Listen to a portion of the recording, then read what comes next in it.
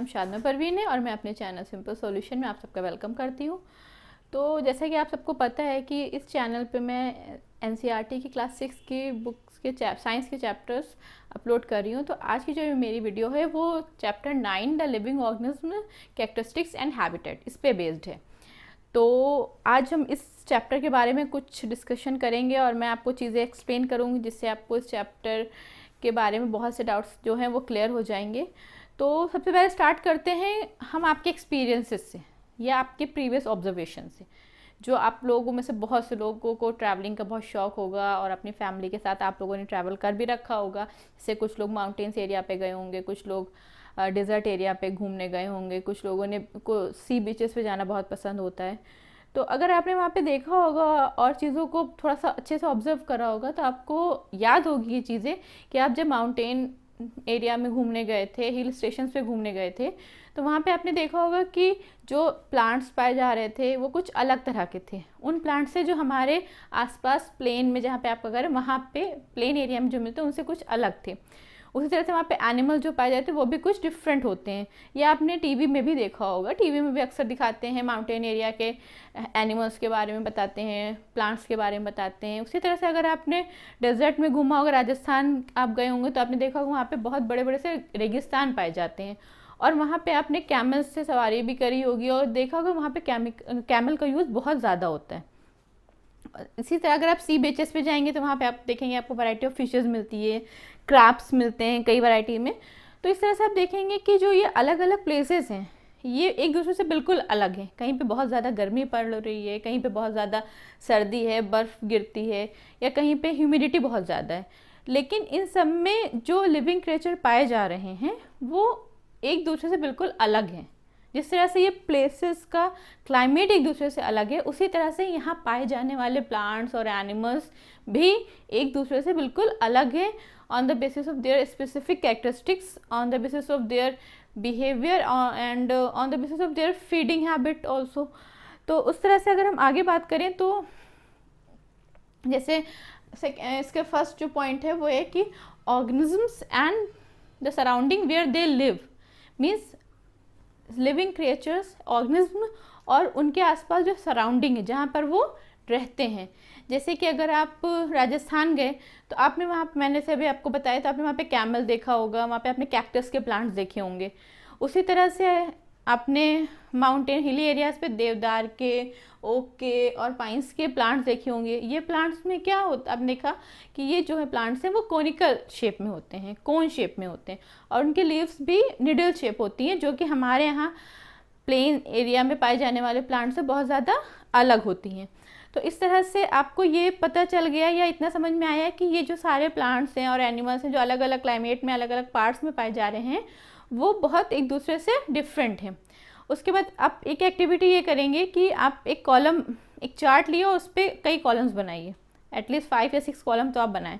उसमें कुछ एनिमल्स के नाम लिखिए जो आपने माउंटेन एरिया में देखें, प्लांट्स के नाम लिखिए, कुछ प्लांट्स और एनिमल्स के नाम लिखिए जो आपने सी बीचेस पे देखे, फॉरेस्ट में देखा और डेजर्ट एरिया में देखा। तो उससे आपको एक वैरायटी ऑफ एनिमल और प्लांट्स की मिलेगी जो कि पर्टिकुलर एक स्पेसिफिक क्लाइमेट में पाई जा रही है। ठीक है, तो ये एक्टिविटी करने के बाद आपको कुछ हद तक ये चीज़ें क्लियर होंगी कि अलग अलग क्लाइमेट में अलग अलग पार्ट में अलग अलग तरह के एनिमल और प्लांट मिलते हैं। ये एक चीज़ यहाँ तक की क्लियर हो रही है। अब हम आगे बढ़ रहे हैं, जैसे कि सेकेंड पॉइंट जो है 9.2 हैबिटेट एंड एडेप्टेशन। जैसे जो अलग अलग तरह के एनिमल्स हैं वो अलग अलग रीजन में पाए जाते हैं। यहाँ पे हम 2 रीजन में पाए जाने वाले और बिल्कुल एक दूसरे से डिफरेंट कैरेक्टरिस्टिक के एनिमल्स का बारे में थोड़ा सा बात करेंगे। जैसे कि पहला हैबिटेट मैं लूँगी डेजर्ट का। डेजर्ट एरिया जैसे हम रेगिस्तानी एरिया भी बोलते हैं, वहाँ पे एक एनिमल प्रोमिनेंटली पाया जाता है जिसे कैमल बोलते हैं। कैमल में कुछ ऐसे फीचर्स हैं जो और एनिमल्स में नहीं हैं जिस वजह से कैमल डेजर्ट में ईजिली सर्वाइव कर, वहाँ पे बहुत हॉट क्लाइमेट होता है, पानी की बहुत ज़्यादा कमी होती है, तो और एनिमल्स के लिए वहाँ पे सर्वाइव करना आसान नहीं है, लेकिन कैमल ईजिली सर्वाइव कर जाता है, क्योंकि कैमल में कुछ इस तरह के स्पेसिफिक फीचर्स होते हैं जो वहाँ पे उसको हेल्प करते हैं रेगिस्तान में भी सर्वाइव करने के लिए। जैसे कैमल के बहुत लॉन्ग लेग होते हैं जो कि सैंड की जो गर्मी होती है उससे उसे बचाते हैं, या कैमल बहुत कम एक्सक्रीट करता है यूरिन और डंग को, और ड्राई सी होती है जिससे कि स्वेटिंग नहीं होती। मतलब सारे जो फीचर्स हैं वो क्या इंडिकेट करें कि कैमल को पानी की बहुत कम रिक्वायरमेंट होती है, बहुत वक्त तक के कैमल बिना पानी के भी जी सकता है, इसीलिए वो डेजर्ट में सर्वाइव कर पा रहा है, इसीलिए वो डेजर्ट में सर्वाइव कर पा रहा है। अगर और कोई एनिमल होगा तो उसके लिए रेगिस्तान में रहना आसान नहीं होगा। ऑन द अदर हैंड अगर हम फिश की बात करें जो कि बीचेस पे सी में मिलती है, तो हम देखेंगे कि बहुत अलग अलग तरह की फिशेज़ होती हैं, लेकिन उन सब में जो एक चीज़ कॉमन होती है वो होता है उनका बॉडी स्ट्रक्चर। जैसे फिशेज़ में आपने देखा स्ट्रीमलाइन बॉडी होती है जो इसे पानी में स्विम करने में, पानी में रहने में हेल्प करती है। गिल्स होते हैं जिससे कि वो आसानी से पानी में भी रेस्पिरेशन कर सकती हैं। फिन्स होते हैं जिससे उन्हें स्विमिंग में हेल्प होती है। तो हम ये देखेंगे कि कैमल के कैरेक्टरिस्टिक, कैमल के बॉडी फीचर्स और फिश के बिल्कुल डिफरेंट हैं, और उनका जो हैबिटेट है वो भी एक दूसरे से। तो अगर हम वर्ड हैबिटेट की बात करें तो हैबिटेट का वर्ड का लिटरली मीनिंग ये होता है, ये डेफिनेशन उसकी ये होती है कि the place where organism lives, ऐसी जगह जहाँ पे लिविंग क्रिएचर रहते हैं। उसे आप अगर सिंपल वर्ड्स में बोले तो घर भी कह सकते हैं। जिस तरह से हमारा घर होता है तो एक घर में हम सब आप अपनी फैमिली के साथ रह रहे हो तो लिविंग ऑर्गेनिज्म में आप लोग आ रहे हो। प्लांट्स होते हैं, बहुत से घरों में गार्डन है, अलग अलग तरह के प्लांट्स भी लगे हुए हैं। कुछ लोगों के यहाँ पेट्स भी पाले होते हैं, और वहाँ पे बहुत ऐसे फ़ैन है, फ्रिज है, टीवी है, वॉशिंग मशीन है, मतलब नॉन लिविंग थिंग्स भी है। तो एक हैबिटेट होता है जिसमें कई तरह के लिविंग थिंग और कई तरह के नॉन लिविंग थिंग एक साथ रहते हैं। उसी से हैबिटेट जो है वो एक बड़े स्केल पे बात हो रही है। यहाँ पे एक पूरा कोई ऐसा रीजन है, एक पूरा एरिया है जहाँ पे अलग अलग तरह के एनिमल्स और प्लांट्स सर्वाइव करते हैं। हैबिटेट की अगर हम और थोड़ा सा डीपनेस में पढ़ें तो हम ये देखेंगे कि हैबिटेट जो है वो बेसिकली 2 टाइप्स का होता है, एक टेरेस्ट्रियल हैबिटेट्स और एक्वेटिक हैबिटेट्स। टेरेस्ट्रियल हैबिटेट्स में वो सारे हैबिटेट्स आते हैं जो कि ज़मीन पे हैं, लैंड पे हैं, जैसे कि डेजर्ट है, माउंटेन है, ग्रास लैंड है। ऑन द अदर हैंड जो सेकेंड हैबिटेट है वो है aquatic habitat. Aquatic habitat, aqueous आप लोग समझ रहे होंगे, वाटर, जैसे पॉन्ड, लेक, रिवर, सी, ये सब एक्वेटिक हैबिटेट में आते हैं। इस तरह से हम देखेंगे कि एक, अब जैसे आप अगर बात करें कि फॉर एग्जांपल फॉरेस्ट की बात करते हैं टेरेस्ट्रियल हैबिटेट में, तो अब फॉरेस्ट में क्या ऐसा थोड़ी नहीं है कि सिर्फ एनिमल्स ही रह रहे हैं। फॉरेस्ट में अलग अलग तरह के एनिमल्स रह रहे हैं, फॉरेस्ट में अलग अलग तरह के प्लांट्स होते हैं, रिवर भी होती है, लेक भी होती है, वाटर है, सी है, माउंटेन्स हैं। तो आप ये देखोगे कि वहाँ पे कुछ लिविंग थिंग भी है और कुछ नॉन लिविंग थिंग भी है। जैसे कि हम डेजर्ट में देखें वहाँ पे सैंड है, सनलाइट है, वाटर है, कैक्टस प्लांट है, कैमल है, रैट्स हैं, और भी वहाँ पे कुछ एनिमल्स पाए जाते हैं। तो आप देख रहे हो यहाँ पे ये चीज़ें आपको बता रही हूँ इसलिए कि आप इस तरफ जाएं कि वहाँ पे बहुत से लिविंग थिंग भी पाए जा रहे हैं और बहुत से नॉन लिविंग थिंग भी पाए जा रहे हैं। तो किसी भी हैबिटेट में जो लिविंग थिंग होता है उन्हें हम एक टर्म देते हैं बायोटिक कंपोनेंट्स, और जो नॉन लिविंग थिंग होता है उन्हें हम कहते हैं एबायोटिक कंपोनेंट्स। जिस तरह से अगर मैं अभी आपसे कहूँ कि आप एक डिज़र्ट का कुछ नाम बताइए बायोटिक कंपोनेंट्स को, एबायोटिक कंपोनेंट्स का, तो आप एक चार्ट बना सकते हो या आप कुछ नाम बता दोगे फ़ौरन ही कि हाँ डिज़र्ट में ये नॉन लिविंग चीज़, ये लिविंग थिंग्स देखी थी और कुछ नॉन लिविंग थिंग्स देखी थी। तो स्टूडेंट जैसा कि अभी तक आपको ये मैंने बताया था कि बायोटिक और एबायोटिक कंपोनेंट जो होते हैं किसी भी हैबिटेट में मौजूद होते हैं, और बायोटिक और एबायोटिक कंपोनेंट्स मींस लिविंग और नॉन लिविंग थिंग एक दूसरे पर डिपेंड होते हैं। इसके लिए हम एक छोटा सा एक्सपेरिमेंट कर सकते हैं। जैसे कि आपको पता है कि जो सीड से स्प्राउट्स बनते हैं उसके प्रोसेस को जर्मिनेशन बोलते हैं। सीड से स्प्राउट्स का बन जाना जो हम खाते भी हैं अपने घरों में बना करके, उसे जर्मिनेशन बोलते हैं। तो इसके लिए आपको क्या करना होगा, आप कुछ सीड्स लीजिए और उसको 4 पार्ट कर दीजिए, और उसको एक पार्ट जो है आप फ्रिज में रख दीजिए जहाँ पे बहुत ज़्यादा कोल्ड हो, एक पार्ट को आप पूरी तरह से पानी में सबमर्ज कर दीजिए, और एक पार्ट को आप ऐसी जगह पे रखिए जहाँ पर एयर और सनलाइट अवेलेबल हो अच्छे से, और एक पार्ट को बहुत हॉट रीजन में रख दीजिए जैसे कबर्ड में। तो आप ये देखेंगे कुछ टाइम के बाद कि जो चारों पोर्शंस में, चारों पार्ट में उसके जो जर्मिनेशन की प्रोसेस हुई वो अनइक्वल है, कहीं पे बहुत अच्छी हुई, जैसे जो पार्ट हमने सनलाइट और एयरी रीजन में रखा था उसमें बहुत अच्छे से जर्मिनेशन हुआ होगा और स्प्राउट्स अच्छे से बन गए होंगे। ऑन द अदर हैंड जो पार्ट हमने फ्रिज में या बहुत हॉट जैसे कवर्ड में रखा होगा उसमें जर्मिनेशन नहीं हुआ होगा। तो इससे हमें ये प्रूफ होता है कि लिविंग थिंग और नॉन लिविंग थिंग किसी भी हैबिटेट में है, एक दूसरे पर डिपेंड है, सर्वाइव करने के लिए एक दूसरे की रिक्वायरमेंट है। जैसे कि प्लांट्स, आपको पता है कि प्लांट तभी अपना फूड बना सकते हैं जब उन्हें प्रॉपर सनलाइट और वाटर और एयर मिले, और अगर प्लांट फूड नहीं बनाएंगे तो ह्यूमन बींग्स को भी फूड नहीं मिलेगा। तो इस तरह से किसी भी हैबिटेट के जो बायोटिक कंपोनेंट्स हैं वो बहुत हद तक कि वहाँ पे अवेलेबल सारे एबायोटिक कंपोनेंट्स पे डिपेंड है फॉर देयर सर्वाइवल।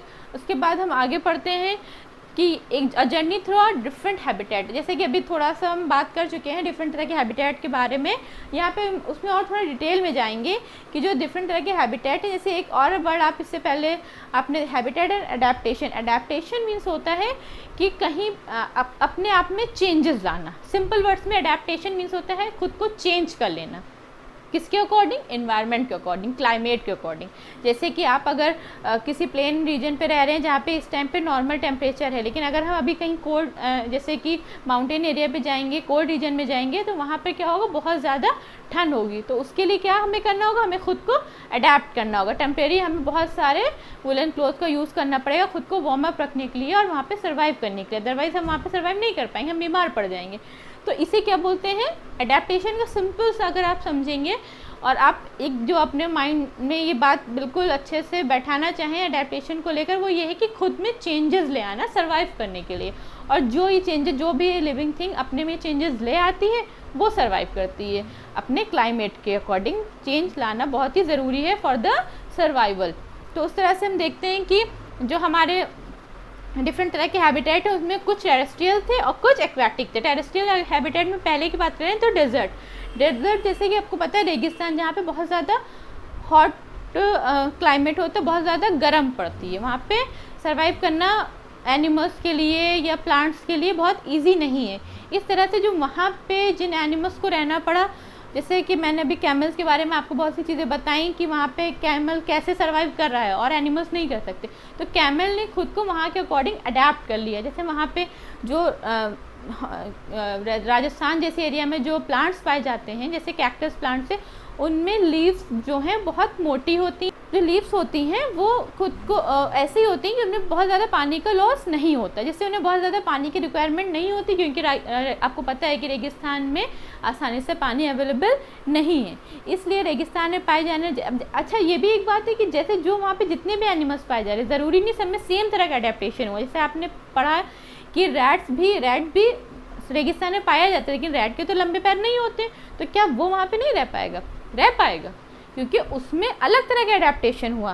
रैट और स्नैक जो होते हैं वो वहाँ पर सैंड के नीचे बहुत गहरे होल बनाकर अब उसमें रहते हैं, जिससे उन्हें ऊपर की गर्मी से बहुत ज़्यादा फर्क नहीं पड़ता और वो नाइट के टाइम बाहर आते हैं अपने फीडिंग के लिए।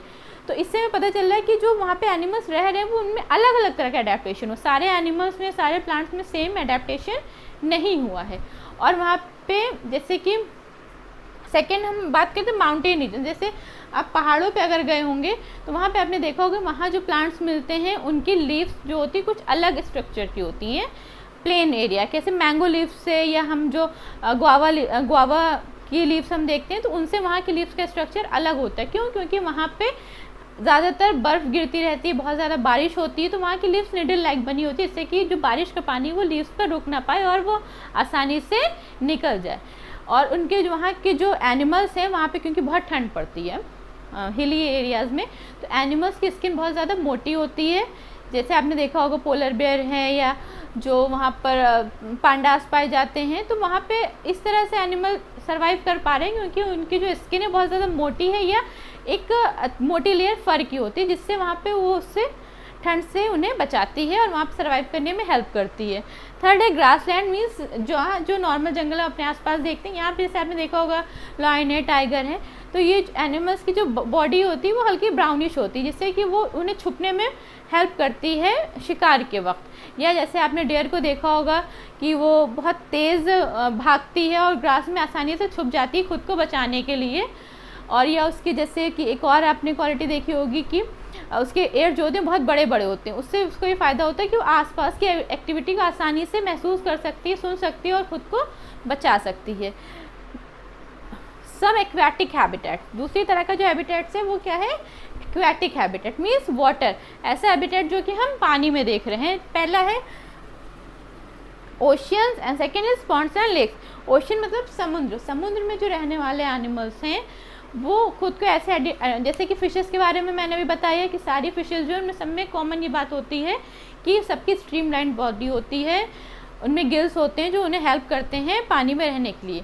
लेकिन अब आप कहेंगे कि ऑक्टोपस भी तो सी में पाया जाता है, लेकिन उसमें तो स्ट्रीमलाइन बॉडी नहीं होती है। तो उसका अडेप्टेशन ये है कि ऑक्टोपस ज़्यादातर टाइम जो होता है सी के बेड एरिया में रहता है, मीन्स उसके नीचे पानी की बहुत ज़्यादा गहराई में बेड एरिया में रहता है और बहुत ज़्यादा स्विमिंग नहीं करता है। वो कभी कभी जब उसको शिकार करना होता है तब ही वो ऊपर आता है, और जिस टाइम वो स्विम करता है तो अपनी बॉडी वो स्ट्रीमलाइन बना लेता है। अब जैसे डॉल्फिन है, वो भी फिश है, वो भी पानी में रहती है लेकिन उसके गिल्स नहीं होते हैं। वेल है तो उनके क्या होता है, नॉस्ट्रिल होता है जिसके थ्रू वो ब्रीथिंग करती हैं। तो वो at the time of breathing वो सरफेस पे आती हैं और ब्रीथ करके फिर वापस पानी में चली जाती हैं। इसलिए उनमें जो अडेप्टेशन हुआ वो गिल्स वाला नहीं हुआ, लेकिन वो फिर वो पानी में सर्वाइव कर रही हैं। इसी तरह से जो वहाँ पे प्लांट हैं, उसी जैसे आपने देखा होगा नॉर्मल जो प्लेन एरिया में प्लांट पाए जाते हैं उनकी रूट बहुत स्ट्रॉन्ग होती हैं, क्योंकि रूट का मेन काम क्या होता है, सॉइल से वाटर और न्यूट्रिएंट्स को प्लांट को देना लेकर।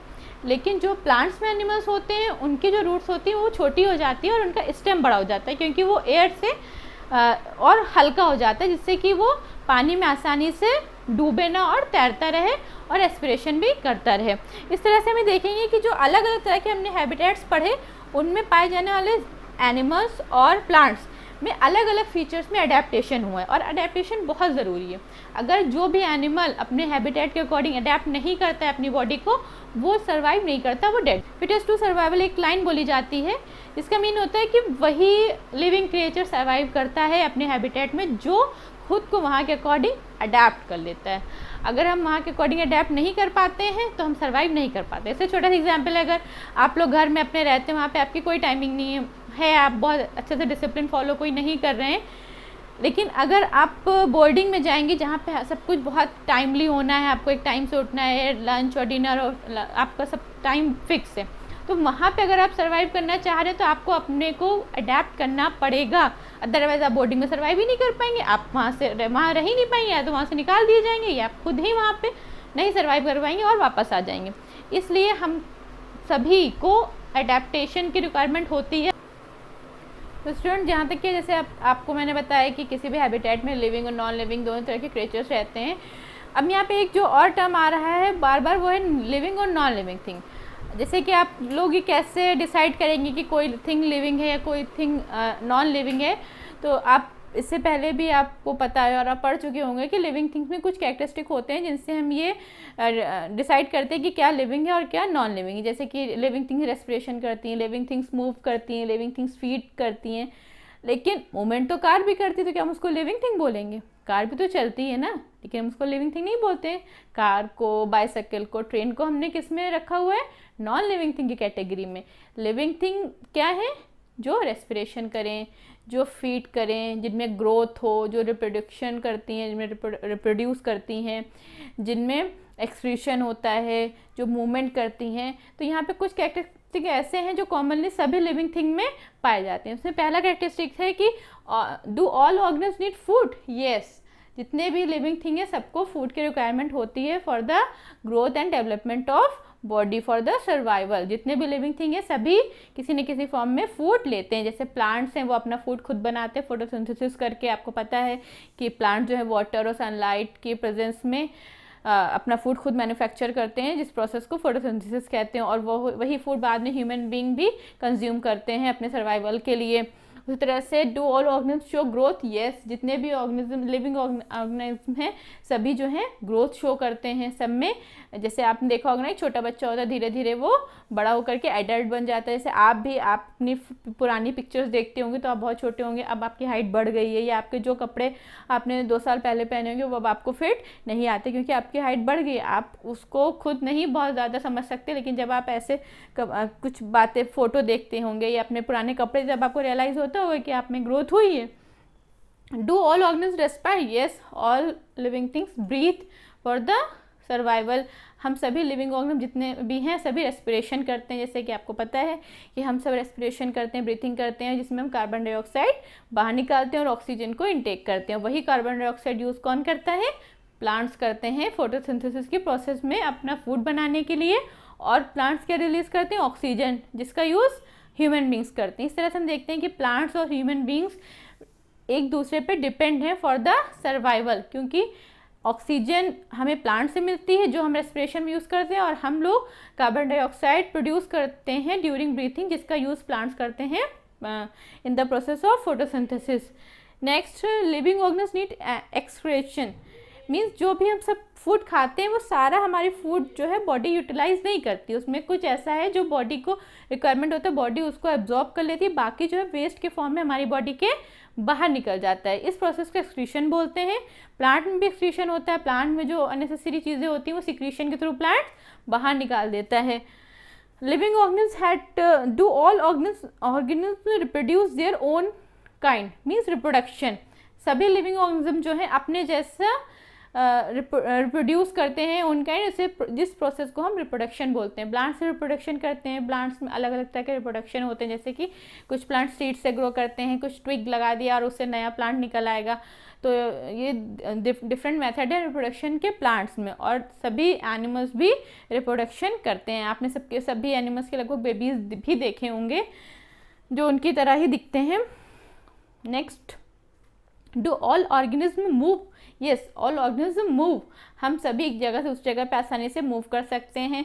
प्लांट के अंदर भी मिनरल्स है, वाटर है, जो कि रूट से लेकर सारे प्लांट्स के पार्ट में ट्रांसपोर्ट होता रहता है, एक जगह से उस जगह पे जाता है। सारे एनिमल्स भी मूव करते हैं। तो अब आप इसके बाद आप ये देखेंगे कि जैसे हमने अभी एक एग्जाम्पल कोट करा कि कार है, बाइसाइकिल है, ट्रेन है, मूवमेंट होता है, उनमें मूवमेंट होता है लेकिन वो ग्रोथ नहीं करती हैं, रेस्पिरेशन नहीं करती, रिप्रोडक्शन नहीं करती हैं। तो इस तरह से ये तो पॉसिबल है कि कुछ लिविंग थिंग्स जो हैं इनमें से एक या दो कैरेक्टरिस्टिक दिखा रही हों, उनमें प्रेजेंट हों, लेकिन अगर उनमें सारे कैरेक्टरिस्टिक नहीं है तो हम उनको लिविंग थिंग कंसीडर नहीं कर सकते। इस तरह आप देखेंगे कि जितने भी लिविंग ऑर्गेनिज्म हैं सब में ये कॉमन कैरेक्टर्स होते हैं। सभी लिविंग ऑर्गेनिज्म को फूड की रिक्वायरमेंट होती है, सभी लिविंग थिंग्स ग्रोथ होती है, ग्रो करती हैं, सब में रेस्पिरेशन होता है।